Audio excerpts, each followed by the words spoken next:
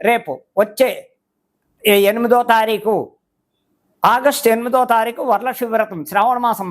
ఆ శ్రావణ మాసం మొత్తం ఆడవాళ్ళు ఎంతో విధి విధానాలతో చక్కగా శుక్రవారాలు మంగళవారాలు చక్కగా విధి విధానాలతో ఎంతో అందంగా ముత్తైదులను పిలుచుకోవడం. మంగళవారం అయితే శ్రావణ మంగళవారం నాడు చేసేది ఏమిటంటే సాయంకాలం వెళ్ళి ముత్తైదులను పిలుచుకుని శనగలు పళ్ళు తాంబూలం అలాగే అన్నీ పెట్టుకుని ముత్తైదులకు పసుపు రాసి కాళ్ళకు పసుపు రాసి గంధం పెట్టి బొట్టు పెట్టి వాయినాలు ఇచ్చుకుని ఆయన అయితే శ్రావణ మాసం అంతా శుక్రవారం వరలక్ష్మి వ్రతం నాడు చేయవలసిన పండగ ఏమిటయ్యా అంటే తెల్లవారుజామునే లేవడం, చక్కగా ఇల్లంతా శుభ్రం చేసుకోవడం, దేవుడి మందిరం శుభ్రం చేసుకోవడం. ఆ వేళ విధి విధానంగా ఇంట్లో చేయవలసిన పని ఏమిటయ్యా అంటే కలశ స్థాపన చేసుకోవాలి. ఉదయం కలశ స్థాపన చేసుకుని చక్కగా ఒక పీట వేసి దేవుడి మందిరంలో పీట వేసి ఆ పీట మీద పద్మం వేసి ముగ్గుతో పద్మం వేసి వరిపిండి కానీ ముగ్గు కానీ పద్మం వేసి ఆ పద్మం మీద కలశం పెట్టుకుని ఆ కలశంలో ఇన్ని నీళ్లు పసుపు నీళ్లు వేసి ₹1 కాని వేసి దాని మీద మామిడి కొమ్మలు పెట్టి ఆ మామిడి కొమ్మల మీద కొబ్బరికాయ పెట్టి ఆ కొబ్బరికాయ మీద పైన కలశం ఎర్రని గుడ్డ చుట్టి చక్కగా కలశం మీద పెట్టి ఓ పువ్వు చామంతి పువ్వా గులాబీ పువ్వా పెట్టి విధి విధానాలతో చక్కగా ముత్తైదులను పిలుచుకుని వరలక్ష్మి వ్రతం విధి విధానం ఏ విధంగా చేయాలి అంటే ఆ అమ్మవారి నామాలు చదువుకోవడం. పసుపు గణపతి హరిద్రా గణపతిని ఫస్ట్ హరిద్రా గణపతి అంటే పసుపుతో చేసే గణపతిని హరిద్రా గణపతి అంటారు. ఆ గణపతిని తయారు చేసి ఆ బియ్యం మీద పెట్టి ఆ బియ్యం చక్కగా ఆ ఫస్ట్ వినాయకుడు సంకల్పం చెప్పుకోవడం, వినాయకుడు నామాలు చదువుకోవడం, తరువాత వరలక్ష్మి వ్రతం నామాలు చదువుకోవడం. ఆ నామాల యొక్క వరలక్ష్మి వ్రత కథ చక్కగా సాంప్రదాయ ప్రకారంగా షోడశోపచారాలతో సహా చేసుకుంటూ పూజ అయిన వెంటనే హారతలు నివేదనలు ఏమిటయ్యా అంటే అక్కడ బూర్లు, పులిహార, క్షీరాన్నం, రకరకాలు పిండి వంటలు ఏవైనా చేసుకోవడానికి ఆస్కారం ఉంది. ఎన్నో విధాలుగా వరలక్ష్మి వ్రతం సాంప్రదాయం ఏమిటయ్యా అంటే ఎన్నో విధి విధానాలకి రకరకాలుగా చేసేందుకు శ్రావణ మాసం అంతా పర్వదినం, ఎంతో పర్వదినం ఇది. ఈ పర్వదినం అంటే ఏమిటయ్యా అంటే ఎంతో చక్కగా ఎన్నో విధి విధానాలతో ఆడవాళ్ళంతా ఎన్నో రకాలుగా చేసుకుంటూ ముత్తైదులను పిలుచుకొని తాంబూలాలు చక్కగా తయారు చేసి శనగలు వాయినాలు శనగలు ప్రతి పల్లెల్లోనూ పెట్టి స్తోమత ఉన్న వాళ్ళు చీర జాకెట్ పెట్టచ్చు, లేని వాళ్ళు ఒక జాకెట్ పీసు ఎర్ర జాకెట్ పీసు పసుపు కుంకుమ గాజులు ఇటువంటివన్నీ పెట్టి చక్కగా ముత్తైదులందరికీ కాళ్ళకి పసుపు రాసి గంధం రాసి బొట్టు పెట్టి వాళ్ళకి ఆ వాయనం ఇచ్చి వాళ్ళ చేత ఆశీర్వచనం తీసుకుని ఇలా చేయడం వల్ల ఎందుకయ్యా శ్రావణ మాసమే ఆడవాళ్ళు ఈ విధి విధానం అంతా ఆడవాళ్ళు దేశవ్యాప్తంగా ఎందుకు చేస్తారయ్యా అంటే దీనికి కారణం పార్వతీదేవి. ఈ పార్వతీదేవి అప్పుడు ఆ మహాతల్లి శ్రావణ శుక్రవారాలు శ్రావణ మంగళవారాలు ఆ మహాతల్లి చేసి ఇప్పుడు ఈ కలియుగం వచ్చాక ఈ తరం వచ్చాక అది కంటిన్యూ అవుతూ ఉంది. ఆ మహాతల్లి ఆ పార్వతీదేవి ఉదయమే లేచి ఇల్లంతా శుభ్రం చేసుకుని ముత్తైదులను అందరినీ పిలిచి చక్కగా వరలక్ష్మి వ్రతం కథ విధి విధానాలు అందరికీ విన్నవించి తర్వాత ఇలాగే పాదాలకి పసుపు రాసి చక్కగా గంధం పెట్టి వాయినాలు శనగల వాయినం ఇచ్చి ఆవిడ భోజనాలు కూడా పెట్టి ఎంతో మంది సత్కరించి ఆ ముత్తైదులు అందరి చేత ఆశీర్వదింది. అదే విధానంగా ఇప్పుడు చేయవలసిన కార్యక్రమం ఏమిటంటే హిందూ ధర్మ సాంప్రదాయ ప్రకారంగా ఈ శ్రావణ మాసం ఆడవాళ్ళ పండగ విపరీతంగా చక్కగా చేసుకుంటారు. దీనివల్ల ముత్తైదువులుగా భర్తల కోసం పిల్లల కోసం ఇంట్లో ఆయురారోగ్యాల కోసం అనేక విధాలుగా ఆ అమ్మవారిని కొలుస్తూ ఆ లక్ష్మీదేవి ఆ వరలక్ష్మీదేవి వ్రతం నాడు ఇంటి క్షేమం కోసం ఇంట్లో ఆరోగ్యాల కోసం పిల్లలు చదువుల కోసం అన్నిటి కోసం ఈ వ్రత విధానం పాటించడం వల్ల భర్తకి పిల్లలకి అనేక రకాలుగా బాగుంటుందని చెప్పడానికి ఆస్కారం ఉంది. ఈ శ్రావణ మాసం ఎంతో ఉత్తమైంది. అలాగే రేపు 16వ తారీఖు కృష్ణాష్టమి వస్తోంది. 16వ తారీఖు కృష్ణాష్టమి నాడు మధురలో ఎంతో వైభవంగా చేస్తారు కృష్ణాష్టమి. మధురలో చేసే కృష్ణాష్టమి లక్షల మంది ఎంతో మంది భక్తులు వచ్చి ఆ కృష్ణ పరమాత్మ వేడుకలు చూసి నాట్యాలు కోలాటాలు రకరకాలుగా చేస్తూ ఆ పరమాత్మని సేవించుకుంటూ దర్శనాలు చేసుకుంటూ లక్షల మంది వస్తుంటారు. అలాగే ప్రతి చోట ప్రతి స్టేట్లోనూ ఈ కృష్ణాష్టమి విధి విధానం ఎలాగయ్యా అంటే రాత్రి వేళ చేసే పండగ ఇది, పగల చేసే పండగ కాదు. రాత్రి ప్రతి చోట చక్కగా ఉట్టిలు కట్టడానికి చక్కటికి పైన కర్రలు కట్టి ఆ కర్రకి ఉట్టిలు వేళ్లాడ తీసి చక్కగా పిచికారీలతో కానీ నీళ్ళ మగ్గుతో బకెట్లతో నీళ్లు పెట్టుకుని అక్కడ ఆ రాత్రి 7-8 నుంచి రాత్రి 10-11 దాకా చక్కగా ఈ మహోత్సవం ఎంతో బాగా చేస్తారు. ఈ కృష్ణాష్టమి అంటేనే పర్వదినం చాలా గొప్పదని చెప్పడానికి ఆస్కారం ఉంది. ఆ వేళ రాత్రి ఆ కృష్ణ పరమాత్మకు ఉట్టి కొట్టడం, ఆయనకి వెన్న అంటే మహా ఇష్టం. ఆ వెన్న ముద్దలు నైవేద్యం పెట్టి అందరూ చక్కగా అందులో చక్కెర వెన్న వేసి ఆ ప్రసాదం స్వీకరించడం వల్ల కూడా ఇస్కాన్ టెంపుల్లో ఇవి అన్ని బెంగళూరు అనగా హైదరాబాద్ అనగా ఎక్కడ చూసిన ఇస్కాన్ టెంపుల్లో కలకల్లాడుతూ ఈ పండుగ ఎంతో ఆనందంగా ఉత్సాహంగా చేస్తారు.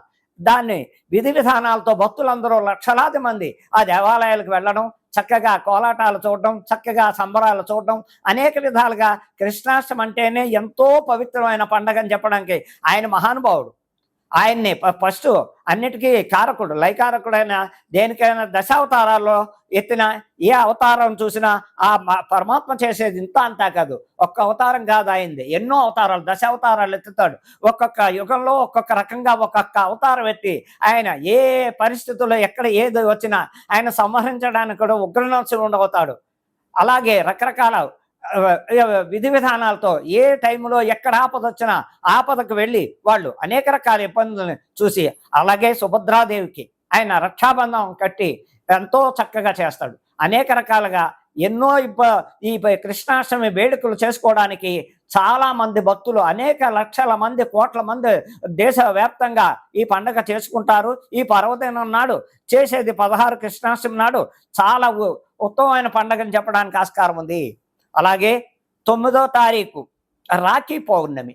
ఈ 9వ తారీఖు రాఖీ పౌర్ణమి వస్తుంది కాబట్టి ఆ వేళ ఎవరయ్యా అంటే అది కూడా శ్రీకృష్ణ పరమాత్మ దగ్గర నుంచే వచ్చింది, పార్వతీదేవి దగ్గర నుంచి. ఇలాగా శ్రీకృష్ణ పరమాత్మ సుభద్రాదేవికి దగ్గరికి వెళ్ళి రాఖీ పౌర్ణమి కట్టించుకుని చక్కగా ఆ చెల్లెలకి తగిన చక్కగా పసుపు, కుంకుమ, చీర, జాకెట్టు, తాంబూలంలో అన్ని పళ్ళు కాయలు ఇచ్చి రక్షాబంధనం కట్ట.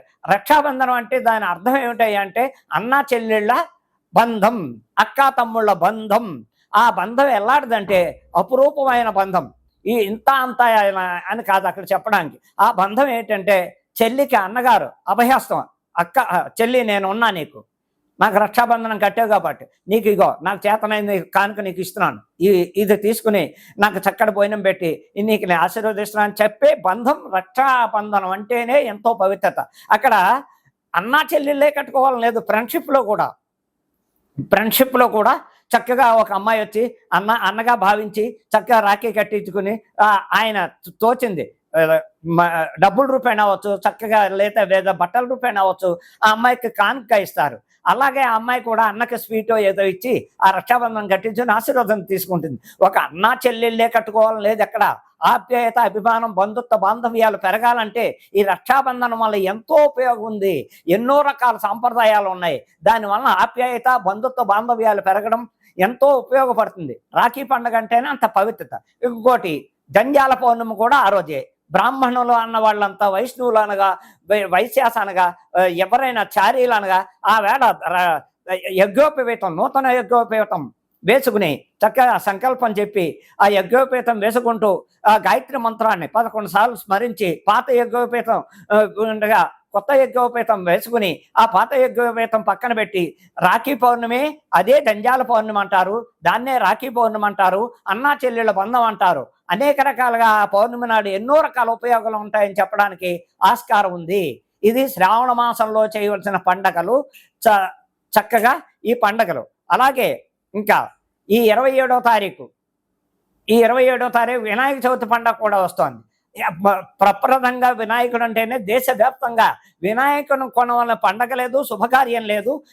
మొట్టమొదటిసారిగా ఏ శుభకార్యం చేసినా ఏం చేసినా వినాయకుడిని ఆరాధించాకే, చక్కగా హరిద్రాగణపతిని ఆరాధించాకే. వినాయకుడు లేని పండగ కానీ, పెళ్ళిళ్ళు కానీ, ఉపనయనాలు కానీ ఏ శుభకార్యం చేయడానికి ఆస్కారం లేదు. అలాగే వినాయకుడు మొట్టమొదటిగా కొలిచేది వినాయకుడు. అలాగే 27వ తారీఖు వినాయక చవితి పండుగ వస్తోంది ఈ నెల. ఆ వినాయక చవితి నాడు యథావిధిగా పొద్దున్నే తల స్నానాలు చేసి పట్టు వస్త్రాలు కానీ లేకపోతే మామూలు ఉతికిన వస్త్రాలు కానీ ధరించి వినాయకుడు విగ్రహాలు తెచ్చుకుని చక్కగా స్థాపించి ఇళ్లల్లో చేసుకునే వాళ్ళు బయట మందిరాలు మండపాలు లక్షల రకాలు చేసుకుంటారు. అదే మన ఇళ్లలో చేయవలసిన సాంప్రదాయం మట్టి గణపతి. కలర్ గణపతులు అవి ఇవి తేకూడదు. మట్టి గణపతి ఇంత ఇంత హైట్లో ఉన్న తెచ్చుకోవడం. పొద్దున్నే విధి విధానంగా అన్ని రకాల పత్తుర్లు, పువ్వులు, మారేడు దళాలు, అన్ని రకాల గన్నేరు పత్రులు, రకరకాల పత్తుర్లు అన్ని తీసుకుని పువ్వులు, పళ్ళు, కొబ్బరికాయలు అన్ని దగ్గర పెట్టుకోవడం. అక్కడ మండపం ఏర్పాటు చేసుకోవడం. ఆ మండపం మీద బియ్యం పోయడం.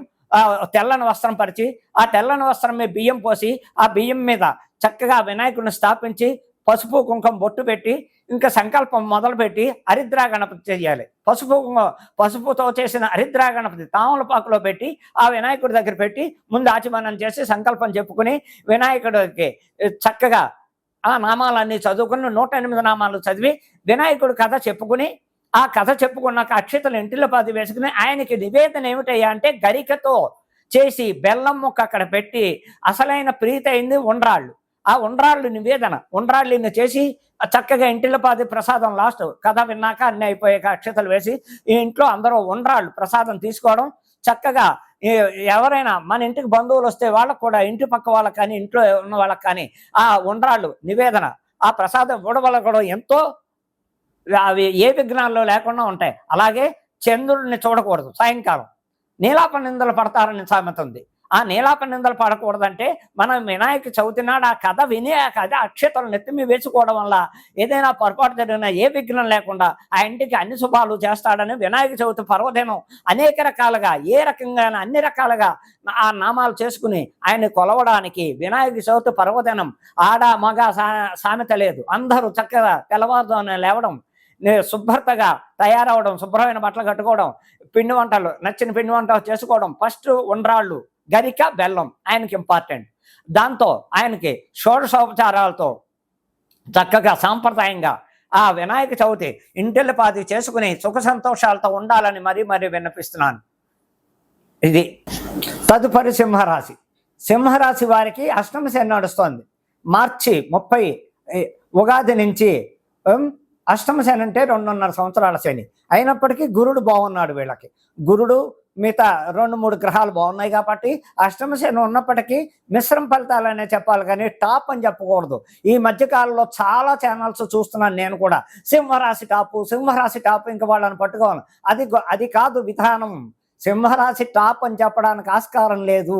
ఏ విధంగా అయ్యా అంటే వాళ్ళకి జరుగుతున్న దశలు వాళ్ళ చక్రంలో ఏముంది, ఏ గ్రహం బాగోలేదు, ఏ గ్రహం వల్ల వీళ్ళకి ఇబ్బందులు ఉన్నాయి అనేది చూడాలి. ఫస్ట్ 2.5 సంవత్సరాల శని వీళ్ళకి అష్టమ శని. అలా ఈ అష్టమ శని వలన చాలా ఇబ్బందులు ఉంటాయి. ఆరోగ్యం ముందు సింహరాశి వాళ్ళకి అనారోగ్యం ఎక్కువ ఉంటుంది. ఏదో విధంగా పాదాల నొప్పులు అవ్వచ్చు, మోకాళ్ళ నొప్పులు అవ్వచ్చు, మధ్యలో జ్వరాలు రావడం కానీ, దగ్గు తుమ్ములు రావడం కానీ ఏదైనప్పటికీ అనారోగ్యంతో ఎక్కువ ఉంటుంది సింహరాశి వాళ్ళకి. అది చెప్పట్లేదు. సింహరాశి టాపు ఎలా ఉంది? సింహరాశి టాపు ఆ సింహరాశి వాళ్ళకే రావు మహాదశ, ఆ సింహరాశి వాళ్ళకే శని మహాదశ, ఆ సింహరాశి వాళ్ళకే కుజ మహాదశ. అలాంటివి జరుగుతున్నప్పుడు సింహరాశి టాప్ అని ఎలా చెప్పగలుగుతున్నారు? 2.5 సంవత్సరాలు అర్ధాష్టమ శని జరుగుతున్నప్పుడు, శని జరుగుతున్నప్పుడు ఈ వ్యక్తి టాప్ పొజిషన్ వీళ్ళ ఇంటి గుమ్మలోకి వచ్చి కట్ల పడతాయి. ఇంకేం లేదు, తలుపు తట్టి ఎవరో వచ్చి ఇంత డబ్బు ఇస్తారు, వీళ్ళకి ఏంది పట్టిన బంగారం చెప్తున్నారే, అది చాలా తప్పు. సిద్ధాంతులు చెప్పే మాటల్లో చాలా తప్పులు ఉన్నాయి. అలా చెప్పి వాళ్ళని ఊరించి ఉబ్బించి ఇబ్బందులు పెట్టకండి అని మరీ చెప్తున్నాను. ఎందుకంటే ఈ శాస్త్రం ఎలాగుందంటే రాశి ఫలాన్ని ఒక్కటే చెప్పకూడదు, వ్యక్తిగత జాతకాన్ని కూడా విమర్శించండి. ఆ అబ్బాయికి జాతకంలో ఏ దశ నడుస్తోంది?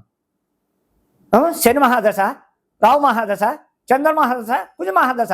ఈ దశల్లో జరుగుతున్నప్పుడు సింహరాశి టాప్ అనడానికి లేదు. 2.5 సంవత్సరాలు శని నడుస్తున్నప్పుడు బాగుందని చెప్తున్నారే, ఎలా బాగుంటుంది? బాగుందని కాదు, మిశ్రమ ఫలితాలే. ఈ మిశ్రమ ఫలితాలు వీళ్ళకి ఆర్థిక ఇబ్బందులు కూడా కొంచెం ఇబ్బందులు పడతారు ఫైనాన్షియల్గా అని చెప్పాలి.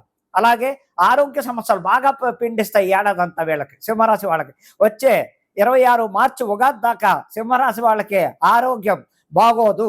ఏదో ఒకటి వెంటాడుతుంది. ఒకటి తగ్గింది అమ్మయ్య అంట్లోకి, రెండోది ఏదో ఒక విధంగా హార్ట్ ప్రాబ్లం రావచ్చు, మోకాళ్ళ నొప్పులు అవ్వచ్చు, అరికాళ్ళ మంటలు అవ్వచ్చు, పాదాలు వాపులు అవ్వచ్చు, రకరకాల ఏ సమస్య అయినా సరే వీళ్ళకు కూడా మిశ్రమ ఫలితాలే కానీ సింహరాశి టాపు కాదు.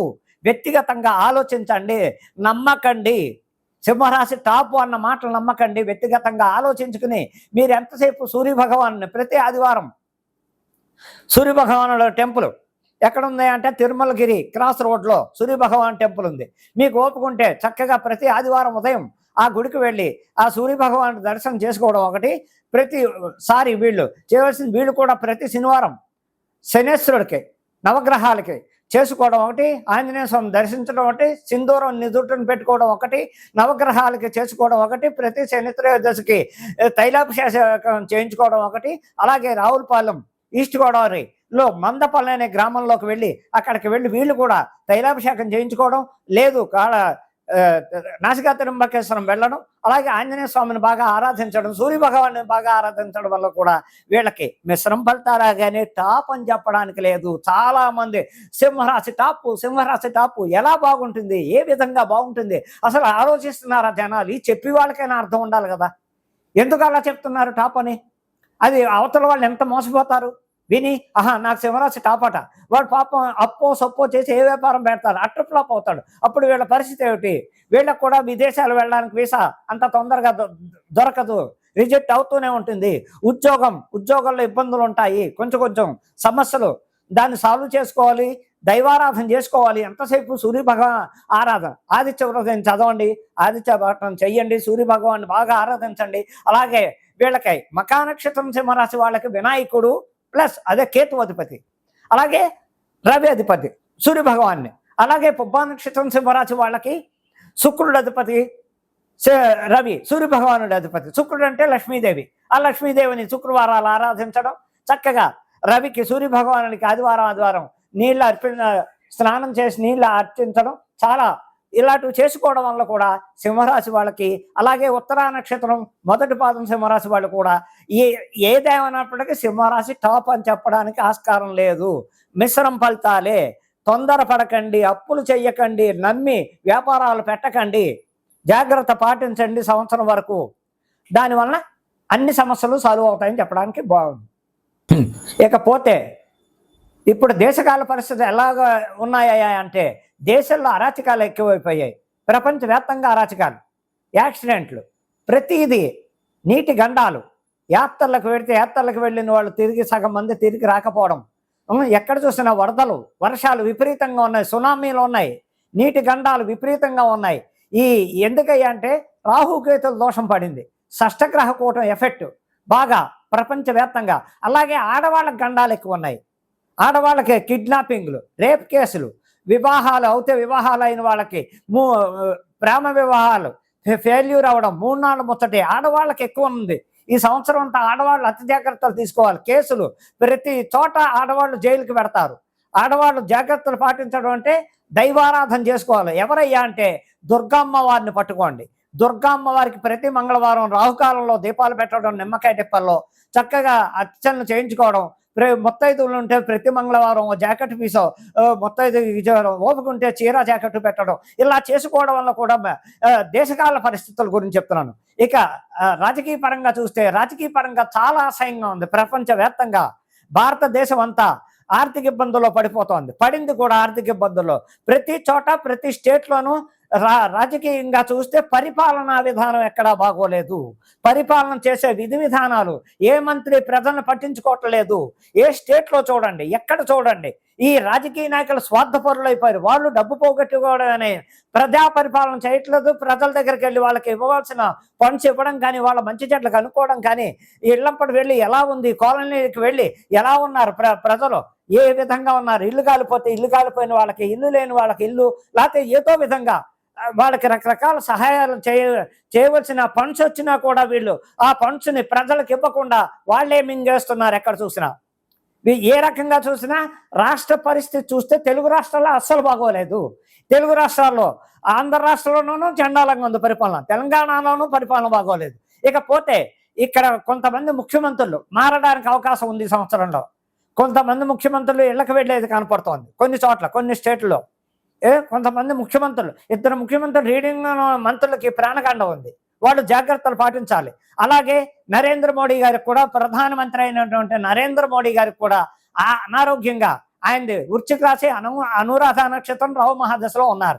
వారు తగింది అవుతే ఆయన దైవారాధన కాశీ విశ్వేశ్వరుడికి చాలా చక్కగా చేసుకుంటారు కాబట్టి గ్రహ బాధలు ఉండవు. అలాగే భద్రతా దళం వలన నరేంద్ర మోడీ గారికి ఇబ్బందులు ఉన్నాయి, వారు అతి జాగ్రత్త పాటించాలి. అలాగే ఆంధ్రప్రదేశ్ ముఖ్యమంత్రి చంద్రబాబు నాయుడు గారికి అనారోగ్య రీత్యా ఇబ్బందులు ఉన్నాయి, వారికి కూడా ఈ సంవత్సరం ప్రాణంతో చెలగాటం ఇబ్బందులు వస్తాయి, వారు కూడా జాగ్రత్తలు పాటించాలి.